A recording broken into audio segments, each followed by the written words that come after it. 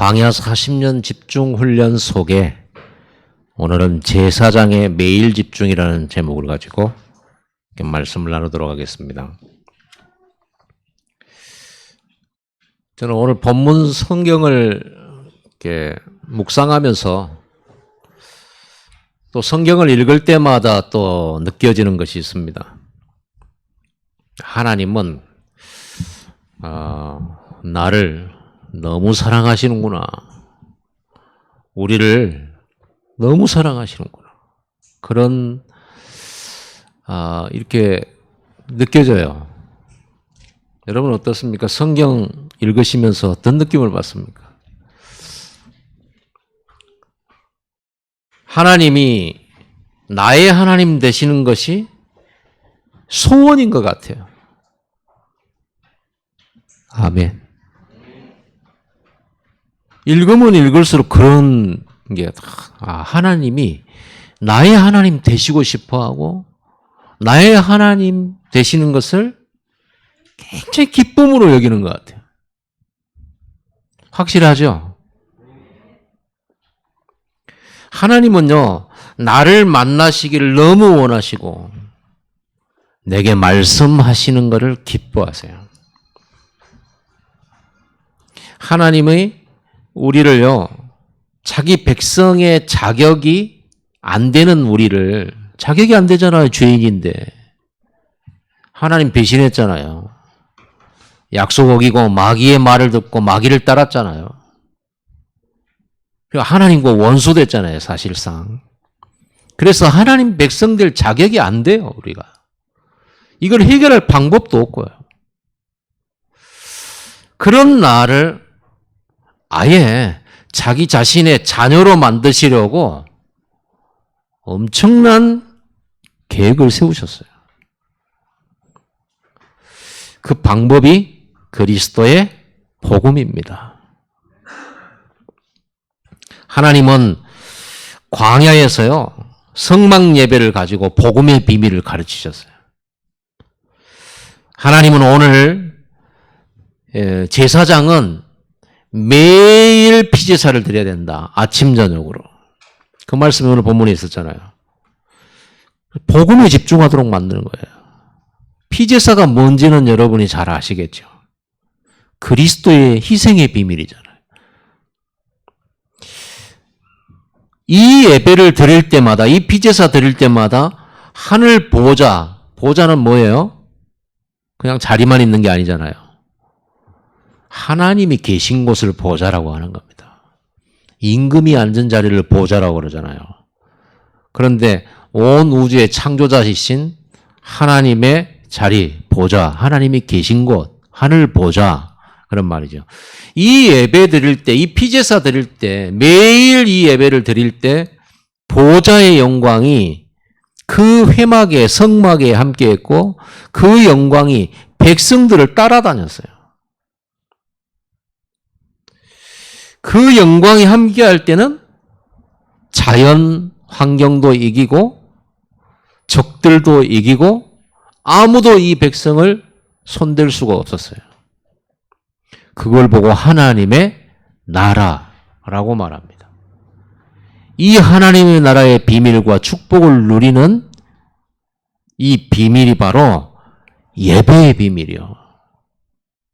오늘 우리가 이 예배하고 있잖아요. 자, 우리는요, 얼마나 하나님께 소중한 존재인가, 내가 얼마나 소중한 존재인가 알 수 있어요. 왜냐, 하나님 나를 그렇게 만나시기를 원하시고 나와 말씀하기를 원하시고 나와 함께하기를 원하고 우리 가운데 거하시기를 원하고 하나님 자신이 나의 하나님 되기를 기뻐하셨잖아요. 그러니 내가 얼마나 소중한 존재예요. 하나님의 소원인 나였잖아요. 하나님의 눈물이었던 나잖아요. 지금도 237 나라를 향한 하나님의 시선과 눈물이 있잖아요. 그들을 건져내야 되겠다라고. 그래서 교회를 불러서 제사장으로 세워서 큰 237 나라의 복음을 전하도록 하는 겁니다. 아프가니스탄 사태 속에서 아프가니스탄에 있는 교회들 그리고 기독교인들 걸리는 족족 죽죠. 바로 사형입니다. 그래서 기도 요청을 지금 해오고 있는데 하나님의 시선은 그런 거 아니겠어요? 여러분과 제가 마귀 손에 재앙 저주에서 멸망 속에 심판의 재앙 속에 지옥의 권세 아래 있던 우리를 눈물로 보시고 우리를 건져내기 위해서 사도 바울과 같은 초대교회 제자들을 세우시고 그들을 핍박과 환난 속에서 땅끝까지 가게 하셨잖아요. 그래서 우리가 지금 복음 받았잖아요. 그는 하나님의 눈물이잖아요. 여러분을 향한, 나를 향한. 그러면 우리 존재가 얼마나 소중하겠어요. 여러분 혹시 밥정이라고 하는 다큐 영화 보신 적 있나요? 그 밥정이라고 하는 건 밥 먹을 때 밥이고 정은 정들었다 할 정자에. 거기에 주인공이 임지호라고 하는 요리사입니다. 아시죠? 자연에 있는 것들을 가지고 다 요리하는 거예요. 평생 떠돌면서 요리사였어요. 근데 이분이 어머니가 둘이에요.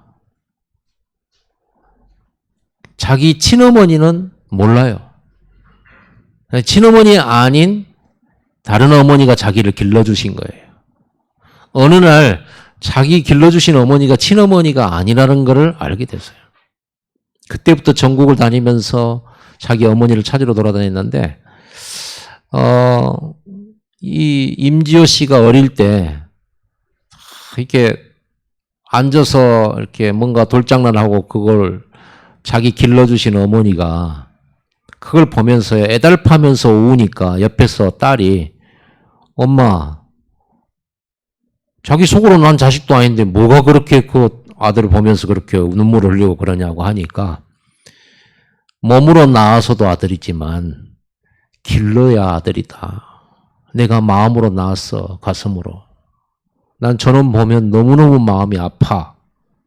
그러고 우시는 걸 그런 얘기를 누나가 어느 날 자기한테 해줬대요. 임지호 씨한테. 그때 알았대요. 아, 내가 얼마나 소중한 사람인가. 나는 그냥 버림받은 사람이라고 생각하고 살아왔는데 그 아픔과 상처 속에 살아왔는데 어느 한 사람에게는 내가 눈물로 길러지고 애달파면서 길러졌다는 사실을 생각하면서 나는 소중한 사람이구나. 정말 우리는 소중한 사람이구나. 그래서 열심히 살아야 되는구나. 그런 얘기를 그 임지호 씨가 하더라고요. 그 사람은 얼마 전에 죽었습니다. TV에도 자주 나왔고요. 요리 프로그램에도 나왔습니다. 여러분은 소중한 사람이에요. 어떤 소중한 사람? 하나님의 눈물 속에 있었던 여러분이에요.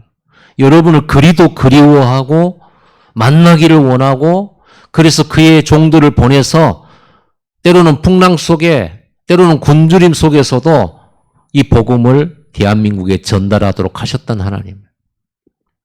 우리는 5,000년 반만년 역사라고 하는 이 대한민국 역사 속에 우상숭배 속에 살았잖아요. 우리 조상들이.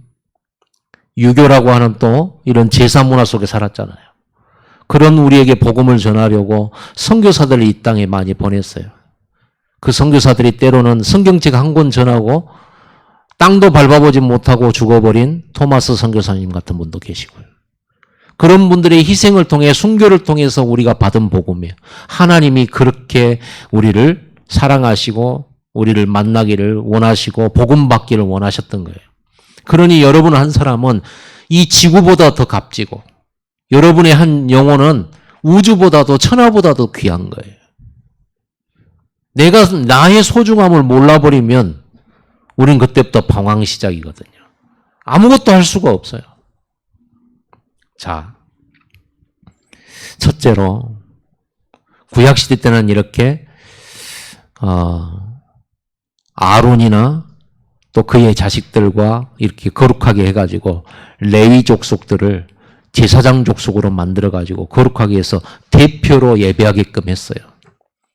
그러나 예수 그리스도 오시고 십자가에 죽으시고 부활하셔서 복음을 완성하신 후에 하나님 만나는 길을 열었을 때 이제 우리는 모두가 다 제사장이 된 것입니다. 우리는 모두가 제사장입니다. 우리는요, 예배를 위해서 태어난 족속이에요. 이 백성은 내가 나를 위하여 지었나니 나의 찬송을 부르게 하려 함이니라. 그게 하나님 우리를 지으신 목적이에요. 그래서 우리는요, 예배를 위해 탄생된 레이족이에요. 레이 남자가 레이 여자한테 장가 가서 아이를 낳는데 그 아이가 모세입니다. 그 형은 아론이고. 이 가문이 레이 족속이에요. 이스라엘의 예배를 전담하는 족속이에요. 예수님은요, 레이족을 통해서 오시지는 않았어요. 12지파, 야곱의 12아들 중에, 이스라엘의 12아들 중에서 유다 지파를 통해 오셨습니다. 그런데 유다 지파로 났기 때문에 이 제사장의 반열로 레이 지파 반열로 안 오셨어요. 그런데 성경에는 뭐라고 그랬냐면요, 아브라함이 만났던 멜기세덱이라고 하는 살렘 왕, 제사장이면서 왕이었던 살렘 왕의 그 멜기세덱의 반차를 쫓아서 제사장의 일을 감당했다 이렇게 나왔어요. 그 멜기세덱은 레이족이 아닙니다. 그 전에 있었던 거고, 그 살렘 왕 멜기세덱은요, 정체가 불투명해요. 시작도 안 보이고 끝도 안 보이고 어디서 갑자기 나온 거예요. 그래서 예수 그리스도는 이 멜기세덱의 그 흐름을 따라서 오셨다라고 하는 거예요. 예수 그리스도가. 그래서 예수 그리스도는 참 왕, 참 제사장, 참 선지자이시죠. 여러분, 예수 그리스도는 새 인류예요. 아담이라고 하는 원죄를 가지고 태어난 모든 인류였던 우리잖아요. 그래서 죄인의 후손이고 죄인이고 지옥 자식이고 마귀 자식이고 하나님 떠난 족속이었잖아요. 예수 그리스도께서 오셔가지고 우리의 죄를 사하시고 우리를 깨끗게 하셨죠. 그리고 예수 믿는 저와 여러분들은 아담의 후손이 아니라 이제는요, 예수 그리스도의 후손으로, 새 인류로, 예수님은 새 인류의 조상이라. 그래서 우리는 예수 그리스도 안에서 제사장의 이 축복을 받고 가는 하나님의 백성들이에요.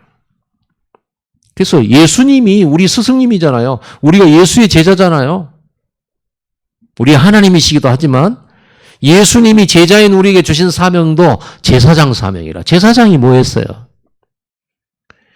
백성들이 자기 스스로 하나님을 만날 수 없기 때문에 제사장이라고 하는 하나님이 기름 부어서 거룩하게 세운 대표자를 세워서 그 백성들을 대신해서 예배를 드리는 사람들이 제사장들이에요. 그래서 백성들이 가지고 나온 어린 양, 소 이런 짐승들을 잡아서 하나님 앞에 예배를 드리면서 백성과 하나님 사이에 중재자가 되었죠. 중보자라고도 합니다. 예수 그리스도는 나와 하나님 사이에 중보자시죠. 영원한. 예수 그리스도의 희생과 그 십자가 그 복음 없이는 우리는 하나님 만날 수가 없어요. 심판받아야 돼요. 예수 그리스도를 통해서 우리는 하나님을 누구나 만날 수 있도록 해놨어요. 주 예수를 믿으라. 그렇죠. 그리하면 너와 내 집이 구원을 받으리라. 누구든지 예수를 믿는 사람은 하나님을 만날 수 있게 해놨어요. 누구든지 이제 예수 이름으로 제사장처럼 하나님 앞에 나가 예배할 수 있게 되었다. 이게 바로 커다란 축복입니다. 이 축복의 비밀을 광야에서 가르쳐 주신 거예요. 그리고 두 번째로 그 제사장들에게 명령하신 게 뭐냐면요. 매일 예배할 게 있다는 거예요. 매일 집중하라는 거예요. 아침과 저녁에 2번 하라는 거예요. 제사장들은 아침과 저녁에 2번 매일 해야 돼요. 뭘 했습니까? 양을 잡아서 하나님 앞에 피제사 번제를 드렸어요.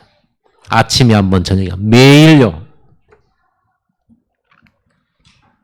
그 말은 무슨 말입니까? 제사장은요, 매일 양 잡고 소 잡을 때 뭘 봐야 돼요?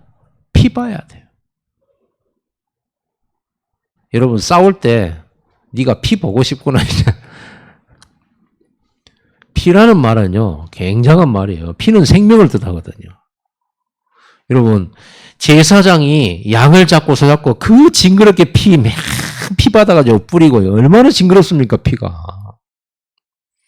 근데 그 피를 볼 때마다 뭘 보는 겁니까?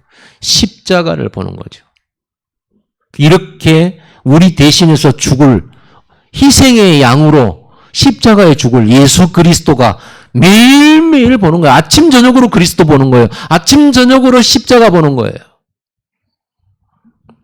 그럴 때마다 하나님 뭐라고 했어요? 내가 거기서 너희와 만나리라 그랬잖아요.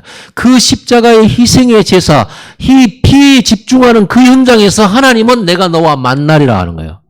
하나님과의 만남은 우리의 죄가 씻겨져야 만나집니다. 우리의 허물이 없어져야 만나요. 근데 우리의 죄와 우리의 허물이 없어지는 장소가 바로 그 피제사 드리는 그 장소란 말이에요. 내가 죽어야 되고 내가 허물로 내가 망해야 되고 내가 벌받아야 되잖아요. 그 피를 쏟고 그 양을 완전히 소각을 시키는 거예요.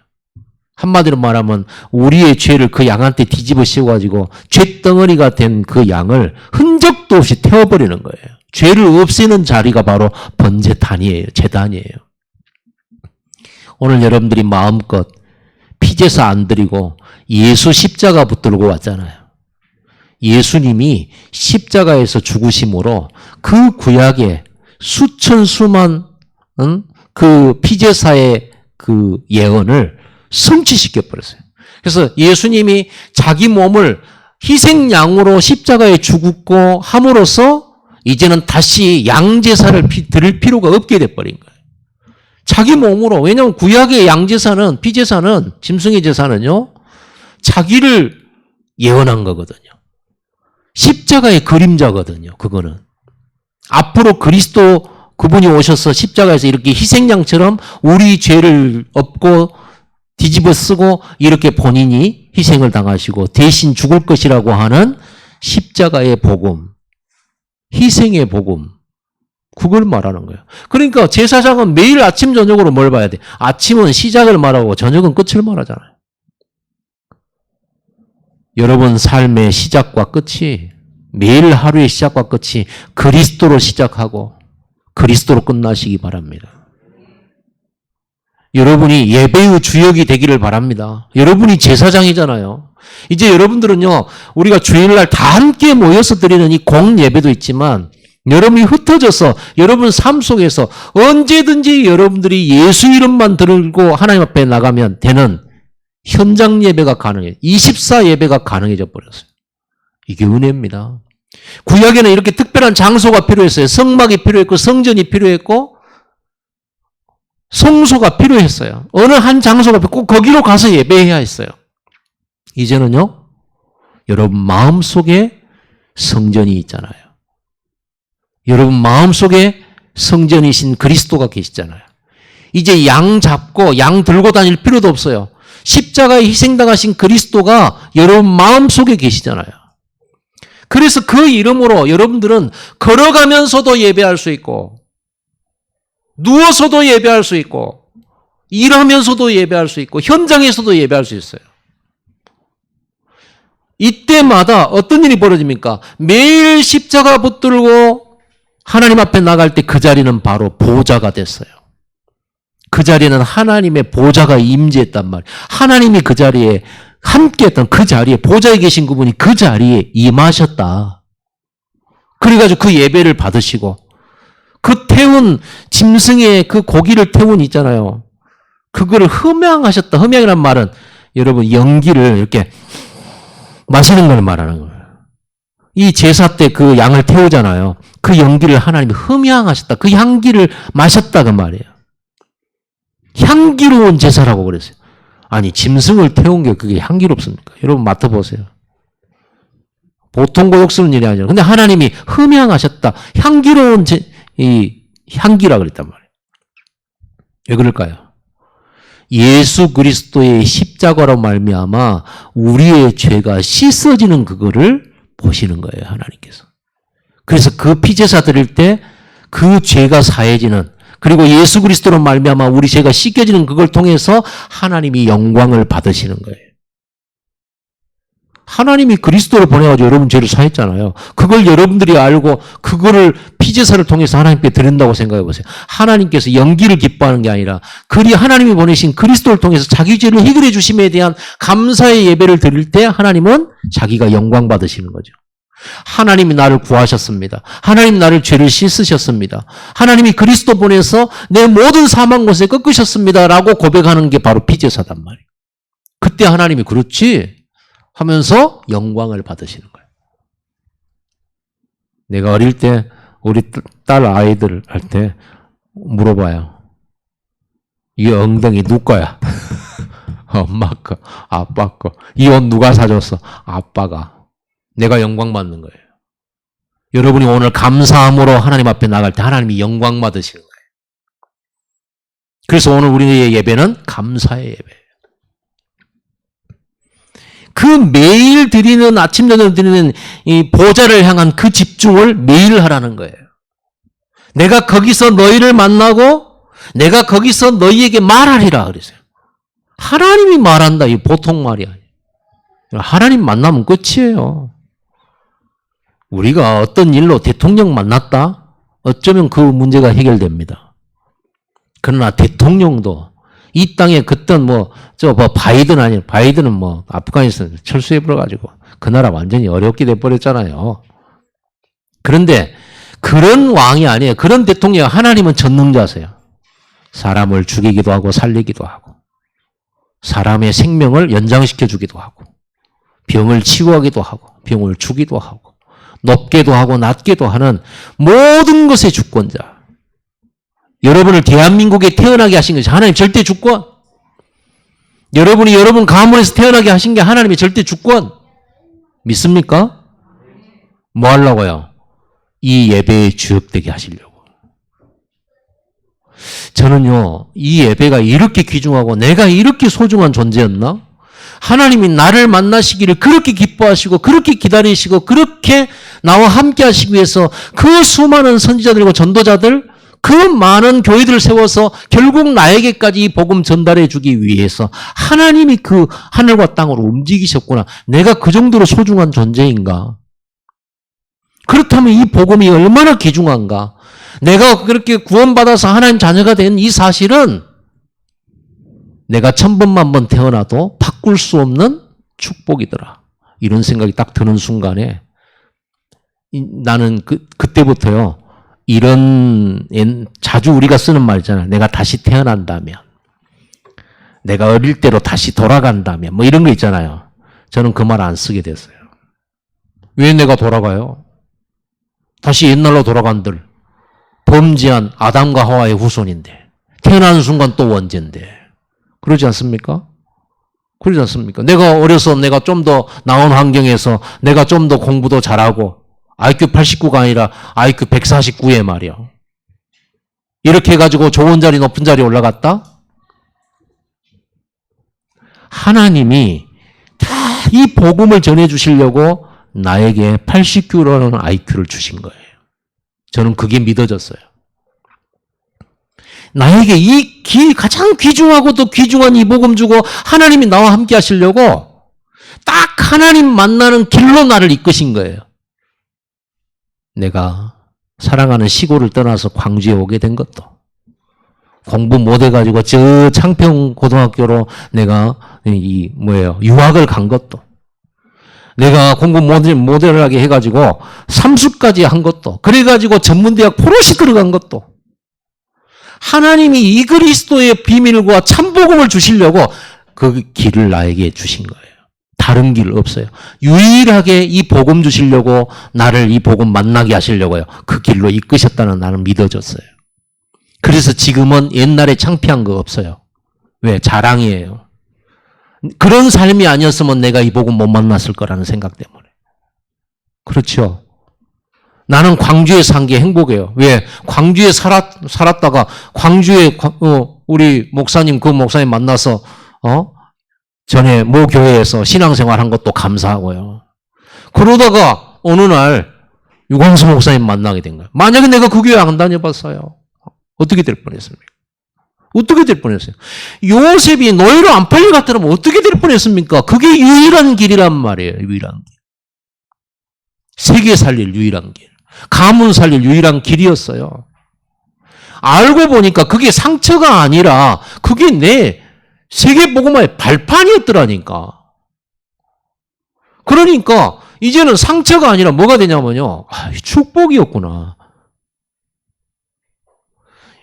다윗이 양치러 간 그 삶이요. 뭐 그렇게 훌륭한 삶이 아니잖아요. 양치는 거. 자기 아버지 양치는 건데.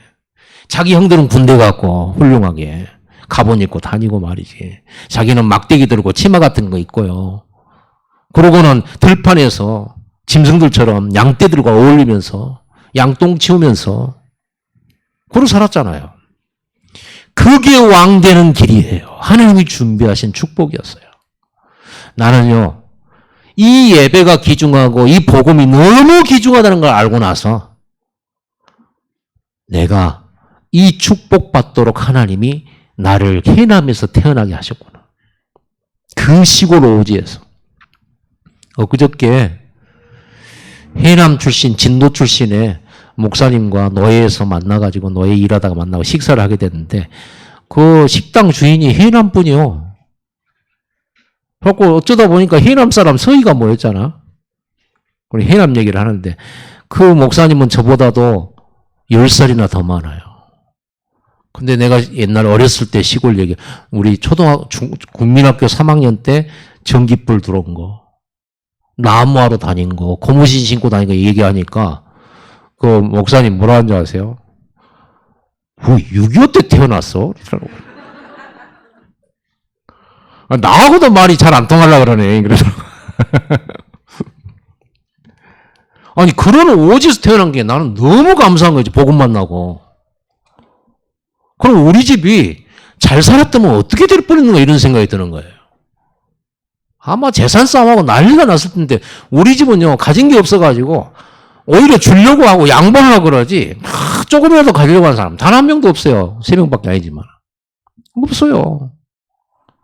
너 가져라. 네가 해. 네가 가져가. 이러지. 그러니까 형제의 우애가 있잖아요. 감사한 거예요.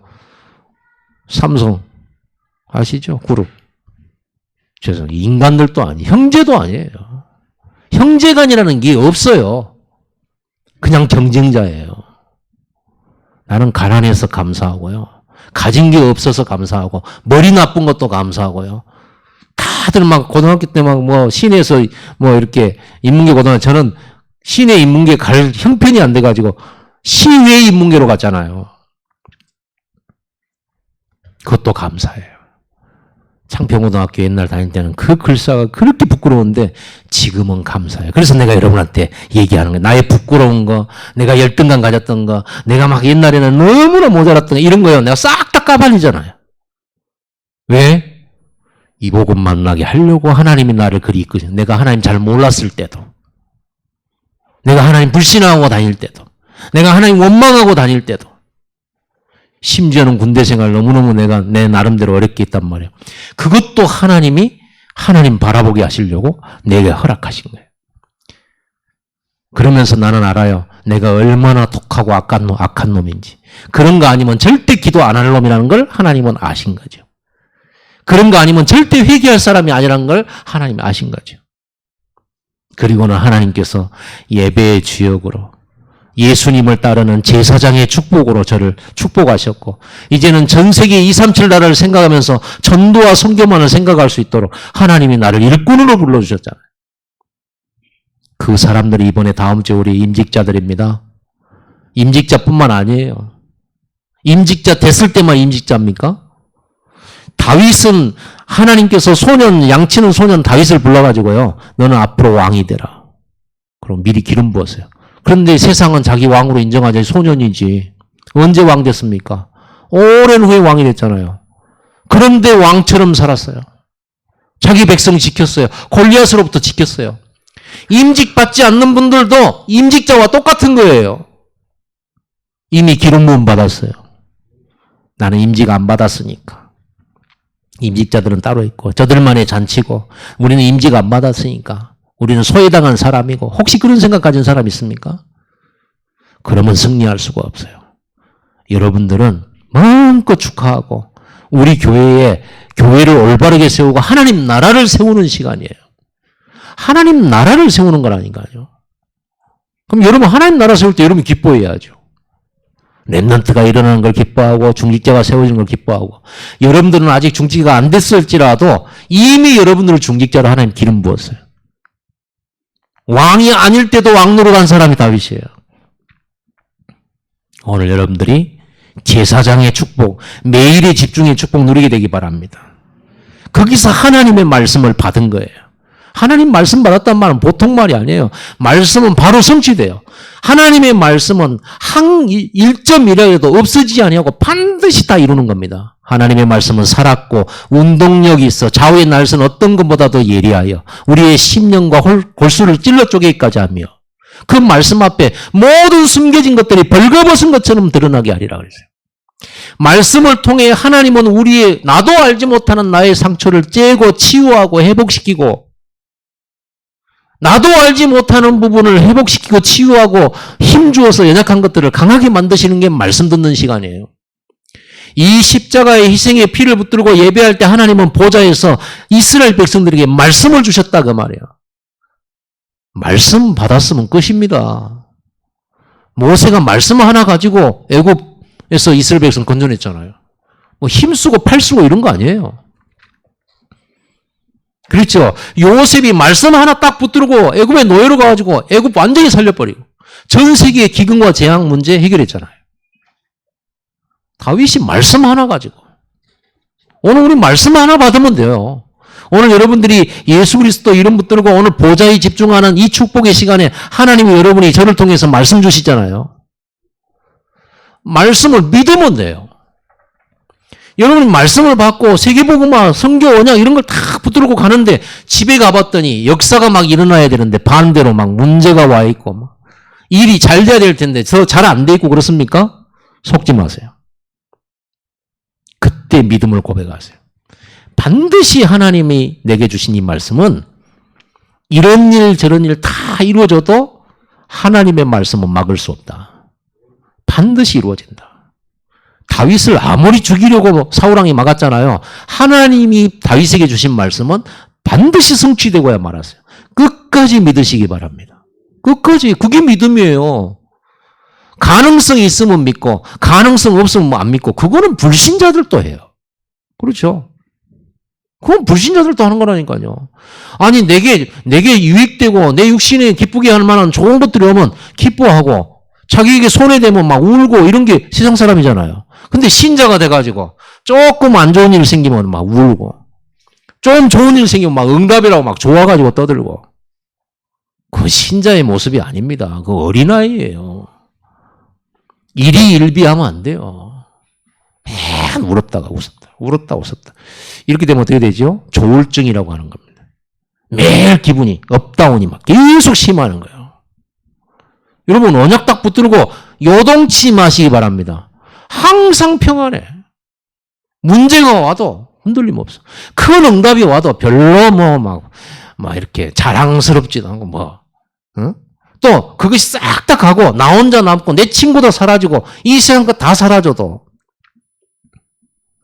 나 홀로 있어도 감사하고 억울하지 않고 하나님 나와 함께 하신 것으로 만족하고 기뻐하고 시간표 기다릴 줄 알고 이런 겁니다. 이게 예배입니다. 여러분이 오늘 이 예배 매일 제사장이 드릴 집중의 예배 이 예배를 우리가 주일에 한 번 하잖아요. 공적으로. 여러분 평상시 월요일부터 토요일까지 여러분 현장에서 10분씩 하시기 바랍니다. 10분 집중하시기 바랍니다.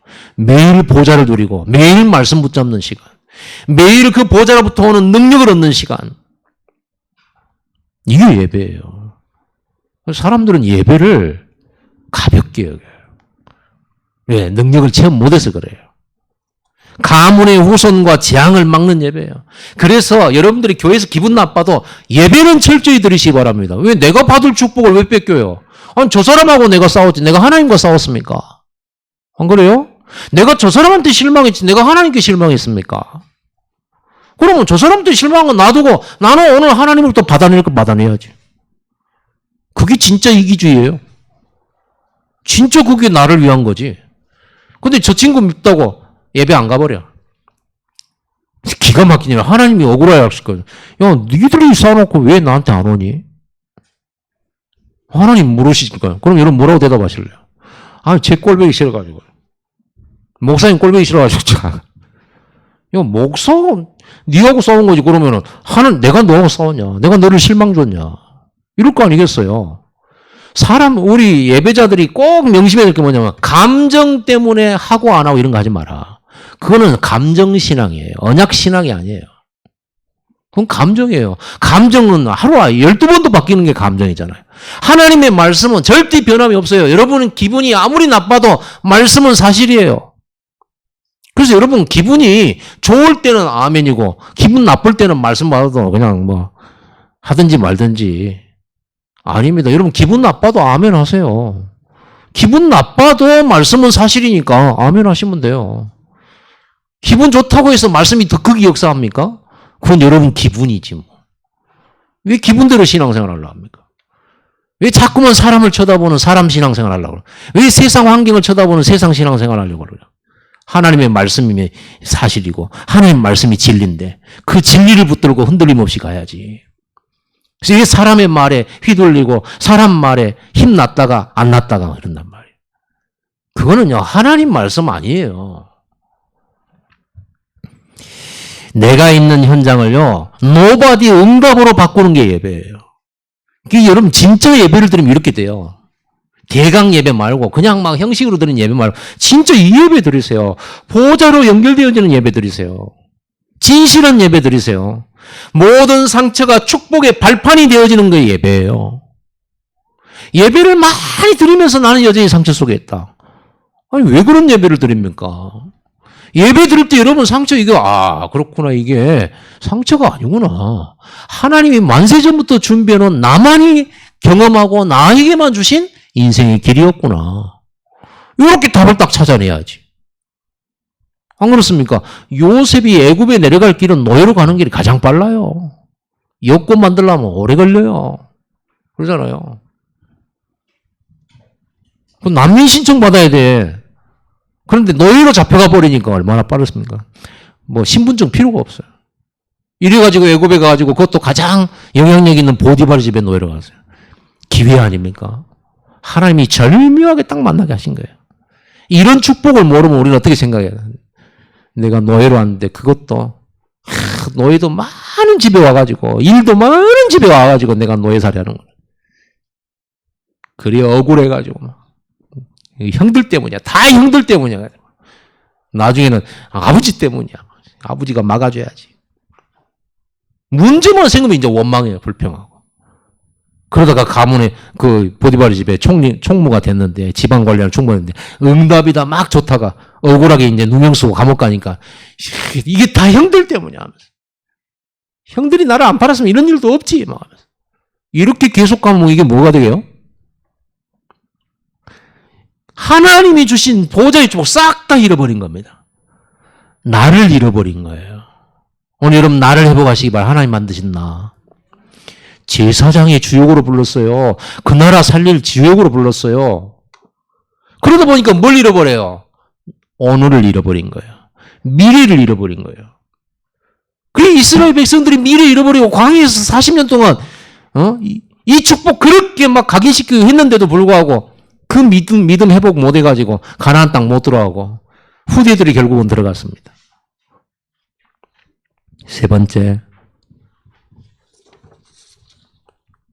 46절에 이렇게 말씀했습니다. 하나님의 말씀입니다. 그들은 내가 그들의 하나님 여호와로서 그들 중에 거하려고 그들을 애굽 땅에서 인도하여 낸 줄 알리라. 나는 그들의 하나님 여호와니라. 내가 건져낸 이스라엘 백성들 그들과 함께 하려고 그들 속에 있으려고 그들을 애굽에서 인도했다는 거예요. 하나님의 최고 목표는 나와 함께 하는 겁니다. 여러분과 함께 하는 거. 하나님의 최고의 목표, 최고의 가치. 여러분, 애굽 땅에서 인도해낸 이유, 우리를 구원하신 이유가 하나님이 여러분과 함께 하려고. 그 하나님 그걸 최고로 기쁘게 여기는 거예요. 그게 목표예요. 원래 하나님이 함께 하시려고 창조했는데 하나님 떠나버렸었잖아요. 237 나라 사람들에게 복음 전해서 그들과 함께 하시기를 원하는 거예요. 도대체 하나님은 오매불망 우리를 얼마나 짝사랑하시는지, 얼마나 우리를 사랑하시는데 자기 아들까지 죽여가지고 우리를 죄물 씻어가지고요. 근데 우리는 그 사랑에 대한 감사도 제대로 표현 못하고 늘 불평하고 원망하잖아요.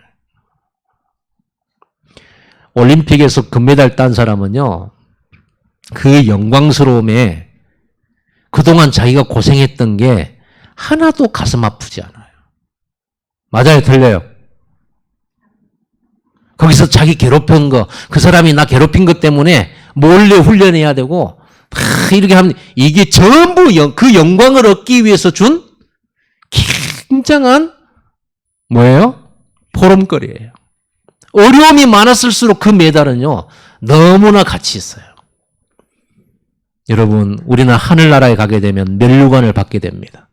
이 세상에서 복음을 누리고 하나님의 언약 따라 가는 중에 생긴 고난과 어려움은 하늘나라 갔을 때는요, 상처가 아니라 뭐예요? 영광이에요. 현재의 고난은 장차 올 영광과 좋게 비교할 수 없도다. 엄마가 아이를 낳잖아요. 낳을 때는 아파요. 그러니까 우리 현영이가 지는 애도 안 낳았으면서 아빠가 아이 낳는 고통을 저렇게 함부로 얘기하는 것은 그 모독이라면서, 아빠도 애를 낳아봐야 된다면서, 그럼 저는 너도 군대 가봐야 된다면서 막 이런 얘기를 합니다. 근데 여자들은요, 애를 낳잖아요. 그러면 아이를 키우면서 애 낳던 고통을 잊어버려요.